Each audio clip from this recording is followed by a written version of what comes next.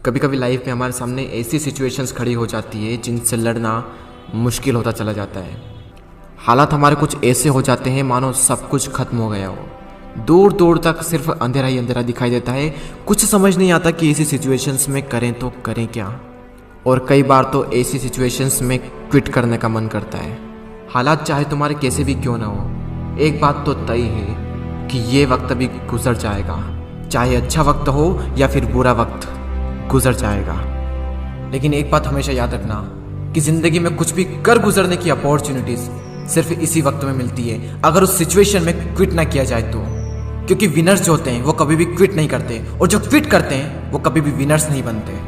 आप क्या चाहते हैं, एक एवरेज लाइफ या फिर एक स्टैंडर्ड लाइफ? जब आप सड़क पर निकलो तो लोग आपको इग्नोर करें, या फिर जब आप सड़क पर निकलो तो हर इंसान की नज़र आप पर हो? क्या चाहते हैं आप? लोग आपसे ये कहें कि इंसान कुछ नहीं कर सकता, या फिर ये कहें कि ये बंदा कुछ ना कुछ करके दिखाएगा, ये बंदा कुछ चेंजेस ला के दिखाएगा। लेकिन कैसे करेगा? क्विट करके। मर जाना लेकिन क्विट मत करना। चाहे परिस्थिति कितनी भी विपरीत क्यों ना हो, कभी भी क्विट मत करना। आपका समय आज बुरा है, कल और बुरा होगा, लेकिन परसों आपकी जीत होगी। लेकिन सिर्फ शर्त इतनी सी है कि आप उस सिचुएशन में टिके रहो और क्विट ना करो। ये प्रकृति चाहती है कि हम इन परिस्थितियों से लड़ें, संघर्ष करें, ताकि हम और मजबूत बन सके।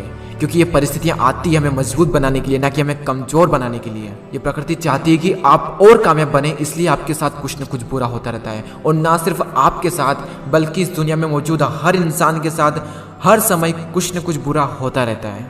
ये प्रकृति का नियम है, हम इसमें कुछ नहीं कर सकते। हमारा क्या कर्तव्य है? हमें सिर्फ इतना सा करना है कि टिके रहना है, चाहे परिस्थिति कैसी भी हो।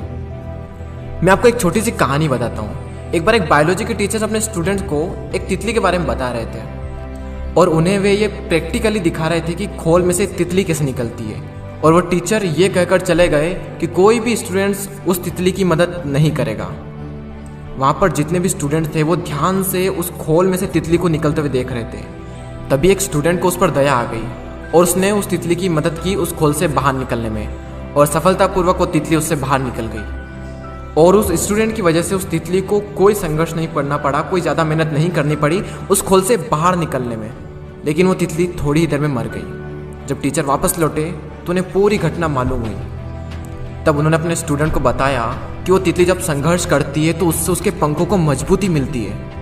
यही प्रकृति का नियम है। उस तितली की मदद करके उस स्टूडेंट ने उस तितली को संघर्ष करने का मौका नहीं दिया, और यही परिणाम हुआ कि वो तितली मर गई।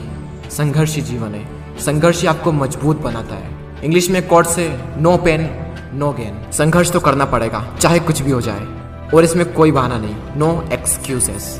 जो विनर्स होते हैं या तो किसी काम को करते ही नहीं, और अगर वो किसी काम को करते हैं तो उसमें कभी भी कोई भी बहाना नहीं बनाते।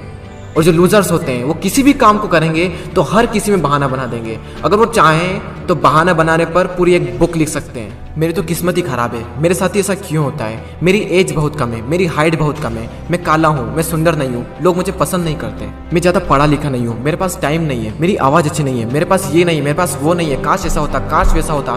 देखो जो जैसा है वो वैसा है। ना तो आज तक कुछ बदला है और ना ही कभी कुछ बदलने वाला है, तब तक जब तक कि आप अपने आप को नहीं बदल लेते। जब भी अंदर से ऐसी फीलिंग्स आए, जब भी बहाना बनाने का मन करे, अपने आप से जोर से चीख के चिल्ला के अपने आप से कहें नो एक्सक्यूजेस। कोई बहाना नहीं। जहां पर भी आप काम करते हैं, जहां पर भी आप पढ़ाई करते हैं, जो भी आपका वर्क प्लेस है, वहां पर कागज पर लिखकर चिपका दें नो एक्सक्यूजेस। कोई बहाना नहीं। मैंने भी अपने वर्क प्लेस पर ये लिख रखा है नो एक्सक्यूजेस, और आज से आप भी कसम खा लें कि कभी भी जिंदगी में बहाना नहीं बनाएंगे। आज आप लोग भी कमेंट में लिख कर जाएं नो एक्सक्यूजेस, ताकि मुझे पता चले कि कितने लोगों ने इस वीडियो को पूरा देखा। मैं आपसे मिलूंगा अगले वीडियो में। जय हिंद, जय भारत।